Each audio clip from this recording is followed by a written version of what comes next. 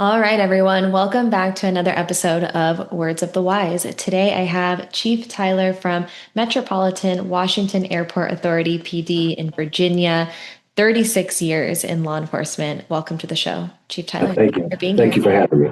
Of course. No, looking forward to it. Give us a little bit of background. 36 years is a long time. What got you started? Oh wow, yeah. So I started I was in the Marine Corps. I went in right after high school. I mean, like directly. I graduated on June 3rd, June 4th. I was on my way to boot camp. That was back in 1985, and I did one tour, 4 years in the Marine Corps, and I decided to come out and you know find my way in the real world, as we say. Um, However, when I got out, I found myself struggling to adjust to civilian society. Um, I was actually on the verge of going back into the Corps. And at the time I was getting out, I had applied for the Secret Service Uniform Division. And it took about 6 months for them to get back to me. And about the time they got back to me was about the time I was preparing to go back into the Marine Corps. And I decided, well, Marine Corps been here for a long time. So if this doesn't work, then I can always come back. Mhm. And then I got into law enforcement, and it seemed like a perfect fit because although it wasn't the military, it had that structure that I believe I was looking for. And I fell in love with law enforcement from that point on. And then, 36 later, here we are. I'm still doing it. What do you think is the secret to still loving what you do and having that longevity without burning out 36 years later? Well, I'm not sure there is a secret. For me, I have, so just to be clear, the Airport Authority is my third agency in those 36 years. I did 4 years with the Secret Service. I did 22 years with Prince George's County, Maryland. I retired there as a major. And I think for me, what has allowed me to have such longevity in my career is I've had constant variety throughout my career. Mm. You know, um, I didn't I didn't just do patrol work for 36 years, or I didn't do investigations for 36 years. I've done everything. I've had such a vast law enforcement experience, my 36 years, everything from patrol work, spent time in community policing, spent time in investigations. I was a SWAT team leader. I was a station commander. I ran my own district. I ran my own investigative section. I ended my career as a commander of training, and retired there, and then came over here to the Airport Authority where I've been for the last 10 years.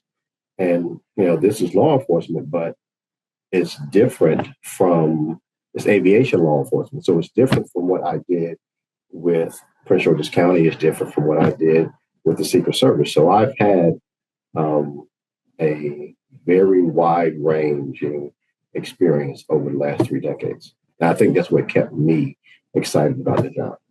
No, I love that answer. And I think it has a little bit to do with courage and being able to step out of your comfort zone, which I think can be really challenging for people. You kind of get in your like comfort bubble of what you know and maybe what you like to do, or you feel like you're an expert in one particular space, but to have the adaptability to be able to say, hey, like, yeah, I am really good at what I do here, but I want to challenge myself. I want to step outside of my comfort zone, and I want to continue to grow and learn different roles within the organization, and, be able to have that professional development over time. It does keep things more interesting. Anyone who's ever done it knows that it can be scary to step into a new role, but it keeps things interesting. And I think it keeps us learning and growing as individuals, both in our personal and our professional lives. We're learning skills that we didn't otherwise have. Yeah, I would agree.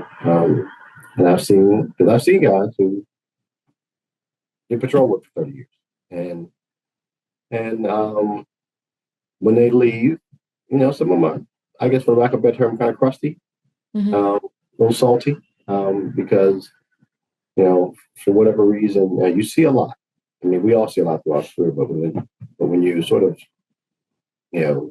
allow roots to grow up under your feet and you don't branch out, it can sort of sour you a bit toward the end. I mean, some people, they love it. They don't want to do anything else. And trust me, as a commander, you want those people out there to help you sleep better at night. But I do think that it it helps your career from a mental health standpoint and from a longevity standpoint to have as much variety as you can in your career. Yeah. Yeah, I mean, I think anyone can relate to like Groundhog's Day. I've been there where I'm like, man, it's the same day over and over and over again, And so I think that even if you are in that position where you still do want variety within your career, but maybe you're in a season of your career where you are doing kind of the same task over and over, how can you continue to develop yourself? Can you learn new skills? Can you take it upon yourself to maybe develop yourself from a mental perspective? Maybe you're listening to different podcasts or audiobooks. Like, how can you continue to feel like you're growing and you're evolving? And maybe that even means stepping outside of the job. Are there things that you can do outside of work that get you excited if you feel like some of those, professional days can be repetitive? So I think there's ways for us to kind of zoom out a little bit. But I agree with you. I think that the more we can challenge ourselves, the more longevity we're going to have. What is one thing? I'm really curious, and this could be a twofold, or you can pick one or the other for this question. But what is something that someone would either be surprised to know about you as an individual, or surprised to know about aviation policing that they didn't know? So I would say I'm gonna try and answer both. I think probably something that someone would be surprised to know about me is that, at 59, 36 years old, I'm still in school. I'm actually working on my doctorate right now. Hopefully to be finished this year. I think from an aviation perspective, this is such a unique field. I think what people may not understand is that each airport is its own. Well, I'm talking your major airport, not necessarily your smaller airport, but each airport is its own individual city. And I don't. When people come to an airport, we're concerned with getting checked in, getting their ticket, get through screening, and then relaxing and wait for our flight. And don't think about all the other pieces that go in with it. But everything. If you think of what a typical metropolitan city has, we have that in the airport. Everything from construction to maintenance to waterworks to electricians to you name it, we have it. Your airport manager, that's sort of like your county manager or your city mayor. Mm-hmm. They run the day to day of that airport, and it is a tremendous operation that most of us don't even think about. As we pass through an airport, and and I know I didn't understand. I mean, you don't understand what makes this run the way it does. So I think if people understood that, they would be very surprised at what goes on at an airport. Yeah, that is so interesting. I'm actually, the next time I go to the airport, I'm going to walk around and I'm going to start like noticing that of like, wow, it's its own thing. And you guys are responsible for everything that happens within the Yes. walls of the airport. Wow. That's pretty cool. I love that you're still in school. Um, I talk to a lot of chiefs and I don't know how you guys do it. I don't know how you manage the workload that you have and continue your education and have families and have interest outside of the job. And so, is there anything that you do that helps you with your own personal wellness so that you can manage everything and then you can show up as the best leader without feeling like you're overwhelmed or overworked? One thing I've done throughout my career um, is I'm big into fitness. I work out. I work out 3, 4 days a week. I've done that my entire 30-year career. Um, I did it initially just to stay in shape um, because as we got older, the bad guys don't. They get younger and younger. But I found that it allowed me to manage stress. Um, and so I wasn't carrying, I've never really carried the stress of the job because I always worked out. Mm. And it was, and I tell people all the time, it's the greatest stress reliever out there. And then the added benefit is that you look pretty good, when you're done. Um, Mhm. and the second thing I do is I take vacations. Um, I think we get caught up in this thing that we do, and we don't want to step away because we realize we think we're invaluable, and that the world will stop turning if we're gone, and the world's going to turn whether you're here or not. But I think it's important that you unplug um, and get away from this. I find that when I do that, when I come back, I am much better uh, at making decisions. I'm much better. My patience is considerably better, and my overall disposition is better. Yeah. Yeah, I've had to be really disciplined in my professional life of knowing when to set things down, knowing when to like not check emails and to let things go because there's always going to be another task, right? There's always going to be another email. There's always going to be something more to do. But to have the opportunity to truly unplug and say, I'm not going to deal with that right now. I'm going to have the opportunity, however small or big it is. I think it gives you perspective on things. Like sometimes we have to step away to get a bigger picture of what's going on.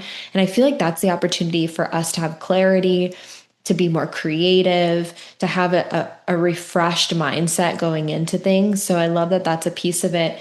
And then, of course, fitness. I heard someone say one time, and tell me if you feel this way, because I feel like this is kind of what you said.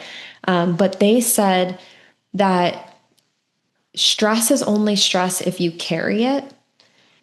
And if you're able to let it go, then it doesn't impact you, right? Like if you're not holding on to it and you can let it go, then you can move forward. And I really liked that expression. And that's kind of what it sounded like you were saying is like, you're like, man, I've been able to manage my stress because I'm able to like let it go. I'm able to go work out and like leave it at the gym or leave it on the mat, if you will. And then you can move forward. Yeah, for me, it's once again it has been great. And ironically, when I was in either graduate school or undergrad, I can't remember. Might have been undergrad. Um, I read a book, required reading, called "Why Zebras Don't Get Ulcers," and so it's a strange title, but it talks about the effect of stress on the body, Mm, and how our nervous system is built, from a primal response, and so the body just understands stress, and so it treats it as fight or flight. It doesn't matter that it's a meeting or something else. The body doesn't recognize it, and so that stress has to have a release. And in our native days, that was either running or trying to catch something to eat or trying to keep from being right. mhm. So, but nowadays we hit that stress and then we just hold on to it. We don't give ourselves a release.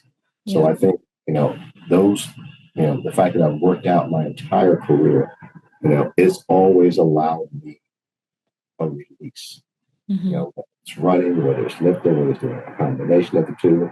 And, I will always say that, and if I had a particularly stressful day, I probably have a particularly long workout that day.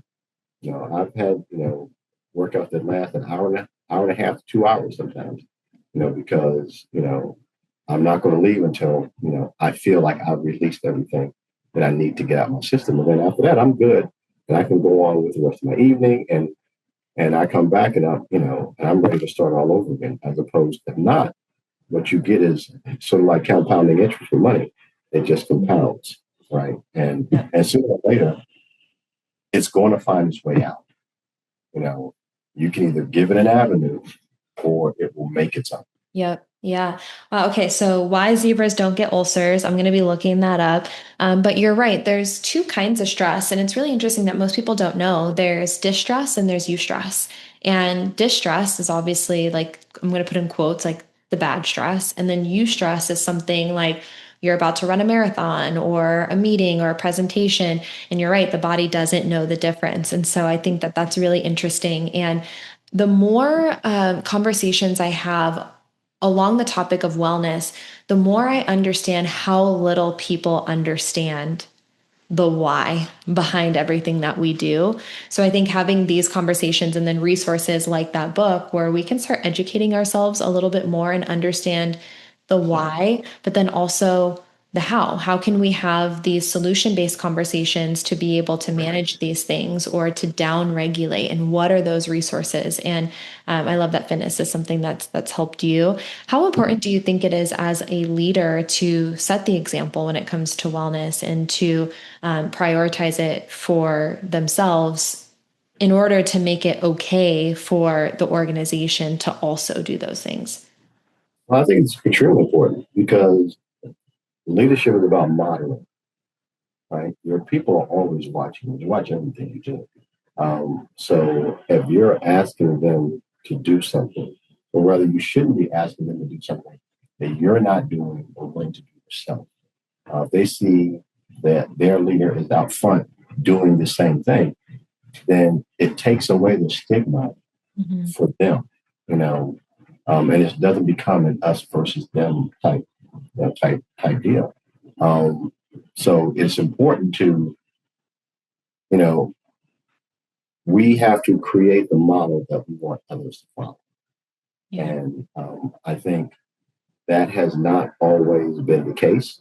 I know it wasn't the case. When I started my career 30 years ago, 36 years ago, these discussions were not had, and I think we have paid a significant cost in the profession, for that reason. Yeah. What are some of those things that, or conversations that you're having within the organization? Obviously, you're leading by example. You're communicating and saying, hey, this is what I do. I go work out and I can let it all go and it's not compounding over time.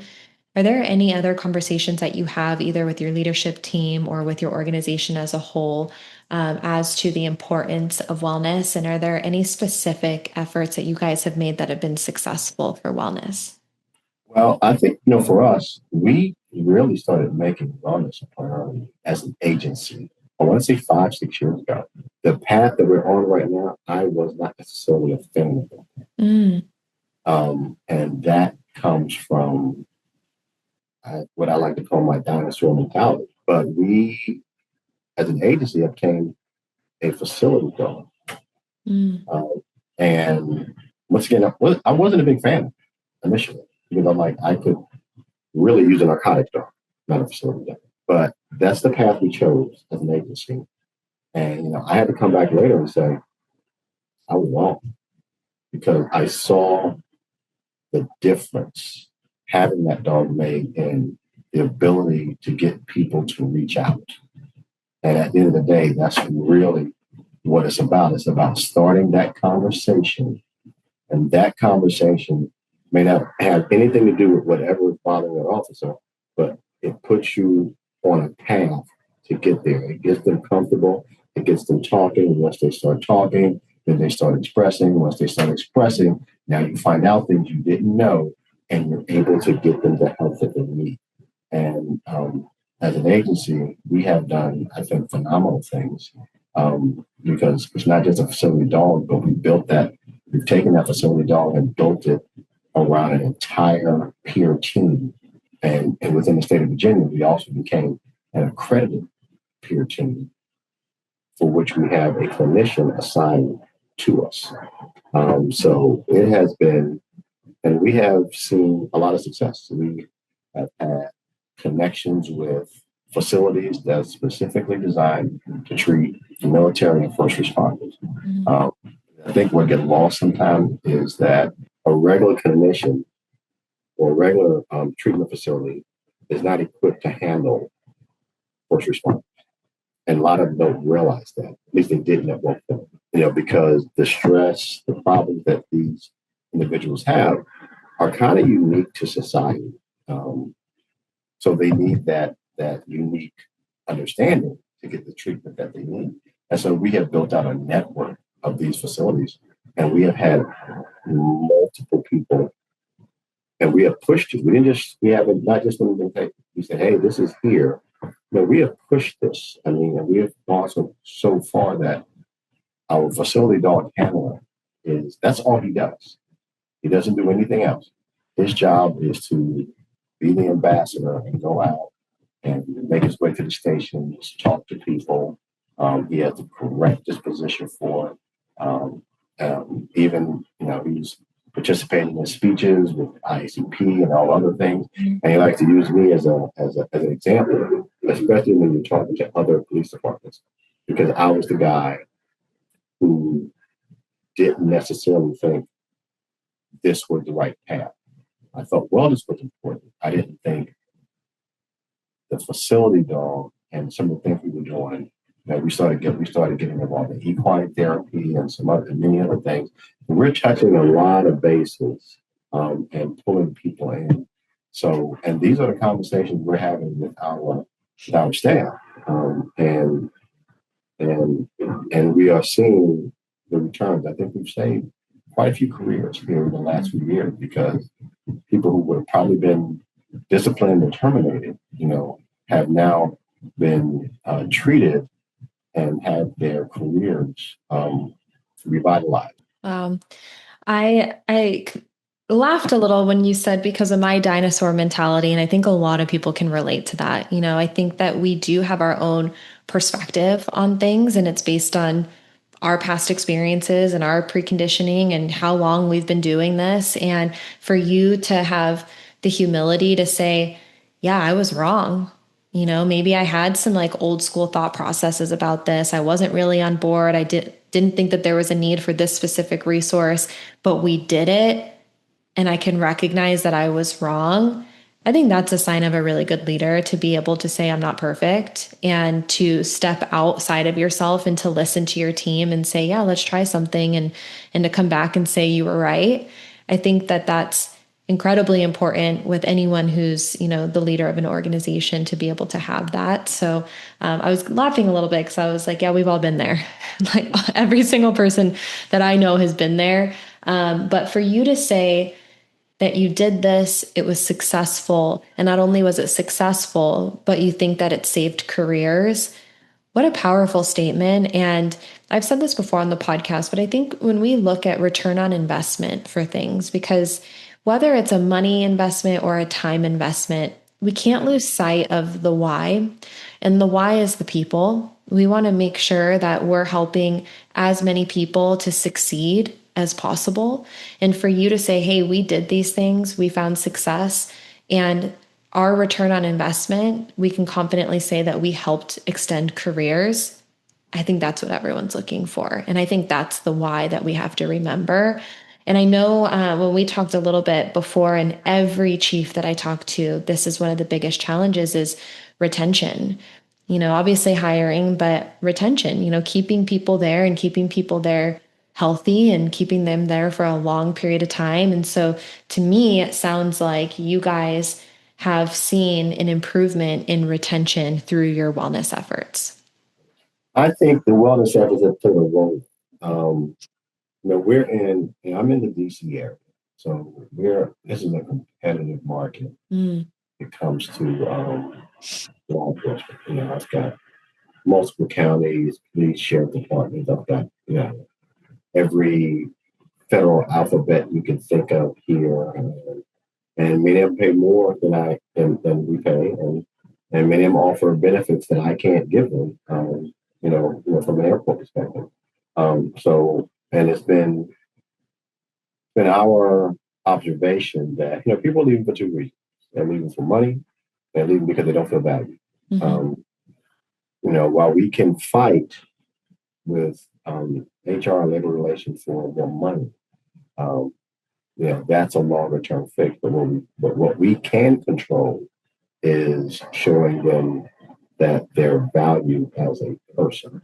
Yeah. And I think that has paid dividends, because while we're still short staffing, we're not at the critical levels we were a few years ago. Um, I mean, if our attrition holds and we're able to have a strong recruiting year like we had last year, I think by this time next year, we'll probably be as close as we've ever been in my 10 years here to being fully staffed. Love Um, it. all the stars have to align correctly. But there is definitely light at the end of the tunnel. And I do think that from a retention standpoint, yeah, our officers see, okay, they care, we matter. And obviously without giving names, we've had officers who've had alcohol issues, we've had officers who have had trauma outside the agency. Mhm. Um, and we were able to support them through um, those trials that they went through, and they saw that, and more importantly, other officers saw it. Yeah. And so now, you know, back in, I remember back as a young officer, officer was one thing we cared about, but where else we just never on the street. Um, but it was a different time back then. People joined agencies and they didn't leave. Um, and then somewhere along the line, someone got smart and said, hey, police work is police work no matter where you are. And they created paths to allow officers to lateral from agency to agency. You could always do it within a state, but then it became an interstate thing where you could go from Georgia to Florida, from Florida to California, or whatever the case may be, simply by going through an abbreviated academy, or in some cases, no academy at all, which makes it considerably harder now to hold on to your staff, because now you're not just competing with the people around you, you're competing nationally. Mm. So what can we offer that maybe someone else can't offer? We can offer you the fact that you will be treated as a valuable employee and not as a throwaway item. Yeah. I love that you said control the controllable. There's some things that you can't control, but what you can control is how you treat your people and show them that they're valued. And I think that in itself, we're seeing this. We're seeing a lot with the younger generation where they're coming in and they're like, how are you going to treat me? How are you going to set me up for success? How is my work-life balance going to look? Like what wellness offerings do you have? And so I do think that we have the younger generation who's also coming in and they're like asking those questions, and for you to say that that's a focus, I think is really cool. So thank you for saying that. My last question for you before we wrap is for that younger generation. I know you said that there were a lot of things that you didn't have when you were younger, and I'm sure you've learned a lot of things along the way. So, what words of wisdom would you share with that younger generation that you maybe wish you would have known when you were younger? I wish that I had known you have to find your fit. Law enforcement agencies, even when you go from agency to agency, county, local, state, whatever the case may be, none of it's the same. The work is similar. There are nuances. You have to find where you fit in, what works best for you. And an example I will give is when I was with the Secret Service, I enjoyed the work, but I wanted more. It wasn't really what I was looking for. When I got to Prince George's County, I was like, this was what I was looking for. And I found my home. Now, mind you, I took a $10,000 pay cut to leave the Secret Service and go to Prince George's County. And what I tell young kids coming here, first of all, from a law enforcement perspective, understand what you're asking. And I think what I have found with a lot of these young people coming in, they really don't know what they're getting themselves into. Mm. Um, I did because I came out of the military. So I came out of the military into law enforcement. So I knew what I was signing up for. Understand what you're signing up for, what you're asking for, and then find out what agency. Do your homework. Find out what agency fits you, because there's a big difference between aviation law enforcement Transportation law enforcement, i.e., something like Amtrak police or something like that, or county, state, local law enforcement, highway patrol, federal law enforcement, marshals, ATF, whatever you're looking for, there's a fit for you. But you have to sort of do your homework, understand the kind of person that you are, and the kind of environment that you want to work in.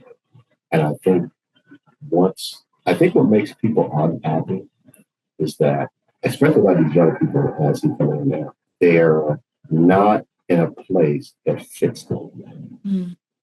and then they don't really know they don't know how to make that switch. They don't know how to find that sweet spot for them. And I think it's because they're like, okay, I just want to get in, so I'm just going to jump in, and I'm going to take the first person that offers me a position. And I get, that is kind of the old way of doing it. Throw everything up on the board and whatever sticks, whatever call me first, that's where I'm going. And but it's okay to take a step back and be patient and understand, do some research, understand what makes you tick, and whether or not the agency that you're going to is going to be a good fit for you, because this is a significant commitment. And I've seen people get in the academy, and within a week they're like, yeah, this is not for me, and they bail out. And you wish you could have told them, hey, I wish you had done more homework to understand what it is that you're looking for. Thank you. Chief Tyler, I really appreciate you coming on here and spending some time talking about wellness and leadership. Thank you so much. It was my pleasure.